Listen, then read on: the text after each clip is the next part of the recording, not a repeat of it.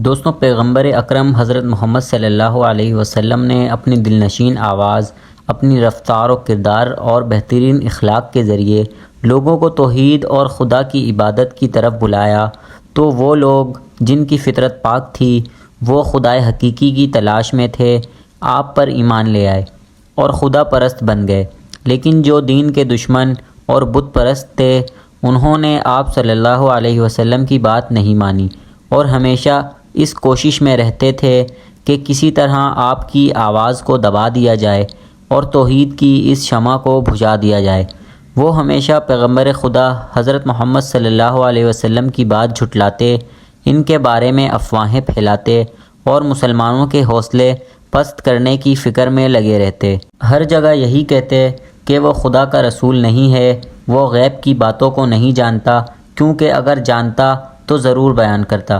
مشرکین اور بت پرستوں نے ایک گروہ کو نجران بھیجا تاکہ وہاں جا کر وہ یہودی علماء سے کچھ سوالات معلوم کرتے اور اس کا جواب رسول صلی اللہ علیہ وسلم سے جا کر پوچھتے تاکہ وہ ان کا جواب نہ دے سکیں۔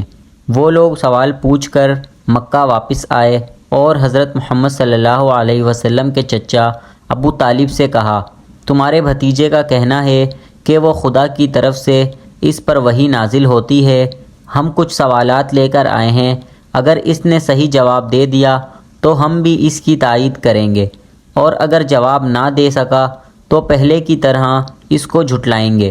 جناب ابو طالب نے فرمایا، رسول خدا حضرت محمد صلی اللہ علیہ وسلم سے جو کچھ پوچھنا ہے پوچھ لو۔ انہوں نے رسول خدا حضرت محمد صلی اللہ علیہ وسلم سے 3 سوال کیے، جن میں سے ایک سوال یہ تھا کہ وہ جوان جنہوں نے ظالم بادشاہ کے ڈر کر ایک غار میں پناہ لی تھی، ان کی داستان کیا ہے، بیان کریں۔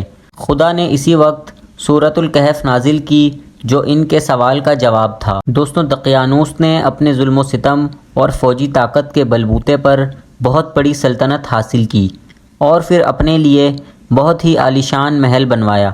غرور و تکبر کے ساتھ تخت پر بیٹھا، اپنے لیے کچھ وزیر اور کچھ محافظ منتخب کیے اور پھر حکومت کرنے لگا۔ کچھ عرصے بعد وہ خدائی کا دعویٰ کرنے لگا اور اپنے دربار والوں اور دوسرے تمام لوگوں سے کہا کہ صرف میری اطاعت اور عبادت کرو، اور جو بھی میرے حکم کی مخالفت کرے گا اس کو سخت سزا دوں گا۔ اسی طرح کچھ سال گزر گئے۔ ایک دن جب وہ غرور و تکبر میں مست اپنے تخت پر بیٹھا ہوا تھا تو ایک آدمی تیزی سے دوڑتا ہوا آیا اور خبر دی، بادشاہ سلامت، ابھی خبر ملی ہے کہ ایک لشکر تیزی سے ہماری طرف حملہ کرنے کے لیے بڑھ رہا ہے اور سرحد پار کرنے والا ہے۔ یہ خبر سنتے ہی دقیانوس کے چہرے پر ہوائیاں اڑنے لگیں اور ڈر کے مارے اس کا چہرہ پیلا پڑ گیا۔ یہ دیکھ کر اس کا وزیر اور دربار والے بھی تعجب میں پڑ گئے کہ ابھی تو اس کا خدائی کا دعویٰ تھا، اب کیا ہو گیا؟ اس کا ایک وزیر سوچنے لگا، دقیانوس خدا ہونے کا دعویٰ کرتا ہے اور لوگوں سے کہتا ہے کہ تمام چیزیں میرے قبضے میں ہیں، لیکن وہ خود بھی دوسرے لوگوں کی طرح ایک عام آدمی ہے، کیونکہ وہ بھی کھانے پانی کا محتاج ہے، کبھی خوش ہوتا ہے اور کبھی ڈرتا ہے، کبھی جاگتا ہے اور کبھی سوتا ہے۔ یہ سب کام تو خدا کے نہیں ہو سکتے اور یہ صفات خدا کے لیے نامناسب ہیں۔ کچھ دن بعد اس کے دوسرے دوست اس سے ملنے آئے اور دقیانوس کے خدا ہونے کے سلسلے میں باتیں ہونے لگیں۔ اس نے اپنے دوستوں سے کہا، دوستوں، بہت دنوں سے میں اپنے اندر ایک تبدیلی محسوس کر رہا ہوں، گویا میرا بیدار ضمیر مجھ سے باتیں کر رہا ہے یا میری فطرت مجھے نور اور روشنی کی طرف لے جا رہی ہے۔ اس حالت نے میرے اوپر اتنا اثر کیا ہے کہ نہ کچھ کھایا جاتا ہے اور نہ ہی نیند آتی ہے۔ آخر یہ کیا ہو گیا ہے، ہمیں بھی بتاؤ، اس کے دوستوں نے سوال کیا۔ اس نے کہا، جب میں آسمان کی طرف دیکھتا ہوں اور اس کائنات کی وسعت اور عظمت کے بارے میں غور و فکر کرتا ہوں تو سوال پیدا ہوتا ہے کہ اس چاند اور تاروں کو کس نے پیدا کیا ہے۔ جب میں زمین اور دوسری مخلوق کے بارے میں سوچتا ہوں تو سوال پیدا ہوتا ہے کہ یہ سب کیسے پیدا ہوئے ہیں۔ یہ پہاڑ، صحرا، ہریالی، دریا اور مختلف قسم کے جانوروں کو کس نے بنایا؟ خود یہ انسان کیسے پیدا ہوتا ہے اور پھر کیسے بڑا ہوتا ہے؟ خود ہم کو کس نے پیدا کیا ہے؟ پھر تم کس نتیجے پر پہنچے؟ اس نتیجے پر پہنچا ہوں کہ دقیانوس ایک کمزور اور ناتواں مخلوق ہے جو صرف خدائی کا دعویٰ کرتا ہے، ورنہ حقیقی خدا وہ ہے جو حکیم، عالم اور اس پوری کائنات کو پیدا کرنے والا ہے۔ اس کے دوستوں نے بھی اس کی بات پر غور کیا اور پھر سب نے اس کی تائید کی۔ تب انہوں نے طے کیا کہ دقیانوس کے شر سے بچنے کے لیے ہمیں اس شہر سے نکلنا ہوگا، اور آخر کار پورے ارادے کے ساتھ شہر سے باہر نکلے اور ایک بیابان کی طرف چل دیے۔ راستے میں ان کو ایک چرواہا ملا۔ انہوں نے کچھ دیر اس کے پاس آرام کیا اور اس سے باتیں کرنے لگے۔ پھر جب وہ چلنے لگے تو وہ بھی ان کے ساتھ ہو لیا، اور اس کا کتا بھی آ گیا۔ انہوں نے کہا، اس کتے کو اپنے ساتھ کیوں لا رہے ہو؟ یہ ہمارے لیے خطرہ پیدا کر سکتا ہے، اور اس کے ذریعے سے دشمن ہم سے باخبر ہو سکتا ہے۔ انہوں نے بہت کوشش کی کہ کسی طرح کتے کو بھگا دیں، لیکن کامیاب نہ ہو سکے۔ پھر چرواہے نے کہا، اسے آنے دو، ہو سکتا ہے یہ ہماری حفاظت کرے۔ یہ مجھ سے مانوس ہے اور میں اسے خاموش کرا سکتا ہوں۔ صحراؤں اور پہاڑوں سے گزرتے ہوئے وہ ایک غار کے پاس پہنچے اور سوچا، اس میں درا چل کر آرام کر لیں۔ سب لوگ آرام کرنے کے لیے لیٹ گئے۔ تھکاوٹ کی وجہ سے انہیں فوراً نیند آ گئی، اور کتا بھی غار کے کنارے سو گیا۔ یہ با ایمان اور صالح جوان سالوں تک اسی طرح سوتے رہے۔ جب بیدار ہوئے تو سورج ڈوب رہا تھا، لہٰذا وہ یہ سوچ رہے تھے کہ یہ فقط ایک دن سوئے ہیں۔ پھر ایک دوسرے سے پوچھنے لگے کہ ہم کتنا سوئے ہیں، صرف ایک دن یا اس سے بھی کم؟ وہ بھوکے تھے اور انہیں کھانے کی ضرورت تھی، لہٰذا طے یہ پایا کہ ان میں سے ایک شخص بہت ہی احتیاط سے شہر سے کھانے کے لیے کچھ لے آئے۔ ان میں سے ایک شخص تیار ہوا اور باہر آیا۔ جب باہر آیا تو کیا دیکھا کہ باہر کا پورا منظر بدل چکا ہے۔ پہاڑوں پر صرف چند سوکھے پیڑ دکھائی دے رہے تھے اور کچھ نہیں۔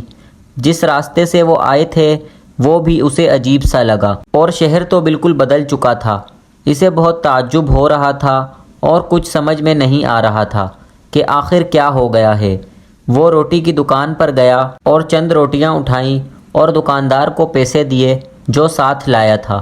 دکاندار بولا، یہ پیسے تو بہت پرانے ہیں، تمہیں ضرور کوئی خزانہ ملا ہے۔ کیا کہہ رہے ہو؟ یہ پیسے میں چند دن پہلے اسی شہر سے لے کر گیا ہوں۔ دکاندار نے کہا، تم جھوٹ بول رہے ہو، تمہیں ضرور کوئی خزانہ ملا ہے اور تم اسے چھپانا چاہتے ہو۔ یہاں بھیڑ اکٹھی ہو گئی اور خبر جنگل کی آگ کی طرح پھیل گئی، یہاں تک کہ بادشاہ کے کانوں تک پہنچی۔ اسے بادشاہ کے دربار میں حاضر کیا گیا تاکہ اس سے پوچھ تاچھ کی جائے۔ کیا تمہیں کوئی خزانہ ملا ہے؟ بادشاہ نے سوال کیا۔ نہیں، مجھے کوئی خزانہ نہیں ملا۔ میں جب اس شہر سے نکلا تو لوگ مجبور تھے کہ دقیانوس کی عبادت اور پرستش کریں، اور جب واپس اس شہر میں آیا ہوں تو سب کچھ بدلا ہوا ہے۔ بادشاہ نے کہا، یہ کہانی شاید تم نے اس لیے گڑھی ہے تاکہ تم ہم کو بیوقوف بناؤ۔ تمہیں معلوم ہے کہ ہمارے پیغمبر جناب حضرت عیسیٰ رضی اللہ تعالیٰ عنہ نے فرمایا ہے کہ اگر کسی کو خزانہ ملے تو اس کا 5واں حصہ اس سے لیا جائے اور باقی اس کے حوالے کیا جائے۔ اس نے کہا، آخر آپ لوگ میری بات کیوں نہیں مان رہے؟ میں اسی شہر کا رہنے والا ہوں اور جو کچھ کہہ رہا ہوں حقیقت ہے۔ بادشاہ نے پوچھا، کیا اس شہر میں تمہارا گھر ہے؟ اس نے کہا، جی ہاں، آئیے میں آپ کو دکھاتا ہوں۔ بادشاہ اور دوسرے لوگ اس کے ساتھ گئے تاکہ دیکھیں کہ یہ صحیح کہہ رہا ہے۔ اس نے ایک جگہ پہنچ کر دروازہ کھٹکھٹایا تو ایک بوڑھے آدمی نے دروازہ کھولا اور پوچھا، کون؟ کیا کام ہے؟ بادشاہ نے کہا، یہ شخص کہہ رہا ہے کہ یہ اس کا گھر ہے۔ اس کی کہانی بھی بڑی عجیب و غریب ہے۔ بوڑھے نے پوچھا تو اس جوان نے اپنا نام بتایا اور گھر کی کچھ نشانیاں بتائیں تو وہ بوڑھا اس جوان کے قدموں میں گر پڑا اور اس کے ہاتھوں کو چومنے لگا۔ جو نام آپ نے بتایا ہے وہ میرے دادا جان کا نام ہے۔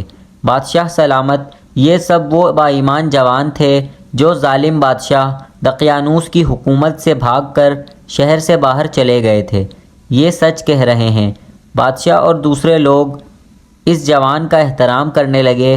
پھر یہ طے پایا کہ غار میں جا کر دوسرے نوجوانوں کا بھی دیدار کیا جائے۔ سب لوگ غار کی طرف چل پڑے۔